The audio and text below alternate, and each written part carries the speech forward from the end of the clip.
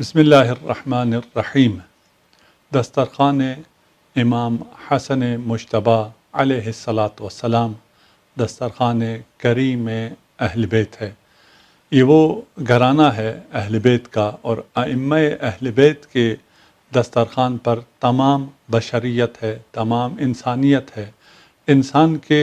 شکم کو نان سے، دل کو ایمان سے اور مغز کو عرفان سے سیراب کرنے والے ہستیوں کا نام ائمہ اہل بیت علیہم السلام ہے، اور ائمہ اہل بیت میں سے جسے کریم اہل بیت کا لقب ملا ہے وہ امام حسن مجتبی علیہ الصلاۃ والسلام۔ ہم یہ جس دسترخوان پر بیٹھے ہیں، اور یہ دسترخوان جس پر ہم طرح طرح کی نعمات سے لطف اندوز ہوتے ہیں، مادی اور غذائی نعمت رزق ایک ہے، معنوی رزق، الہی رزق اور توفیقات کی رزق اور بہت سی جو فیوضات الہیہ ہے، وہ امام کی ہی وساطت سے، امام ہی کی برکت سے ہمیں میسر ہے، ہمیں حاصل ہے۔ یہ ایک دن جب ہم دسترخوان امام حسن مجتبی کے عنوان سے مناتے ہیں، اس کا مطلب یہ نہیں ہے کہ سال کے باقی ایام ہم کسی اور دسترخوان پر ہیں۔ جیسے ہم 14 اگست کو آزادی کا دن جب مناتے ہیں تو اس کا مطلب یہ نہیں ہوتا کہ ہم ایک دن کے لیے آزاد ہیں، ہم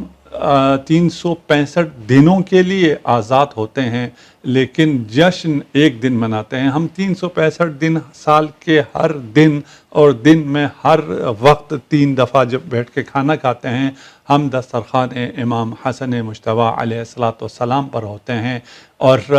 اس کو مناتے ہم سال میں 1 دفعہ 2 دفعہ ہیں،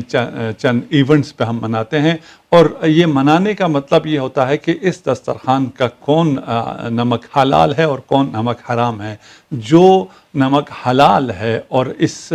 اپنے منعم کا، اپنے محسن کا، اپنے امام کے احسانات کا اعتراف کرنے والا ہے، وہ آج کے دن امام کے نام پر نہ فقط کھاتا ہے بلکہ عالم کو کھلاتا ہے۔ اور یہ کھلانے کا درس بھی ہم نے ائمہ سے سیکھا ہے، اور ائمہ نے ہمیں یہ درس دیا ہے۔ ہر امام نے اپنے دور میں خود اپنے ہاتھوں سے غریبوں کو، فقیروں کو، ہمسایوں کو، رشتہ داروں کو، دوستوں کو کھلایا ہے، اور اس پہ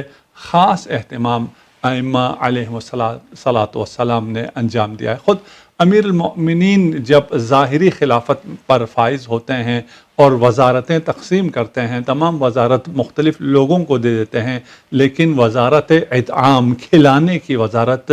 اپنے پاس رکھتے ہیں، اپنے کندھوں پر خود بوجھ اٹھاتے ہیں اور گھر گھر لے جاتے ہیں۔ اور آسان نہیں تھا، آج کل کھلانا بہت آسان ہو گیا ہے، اس وقت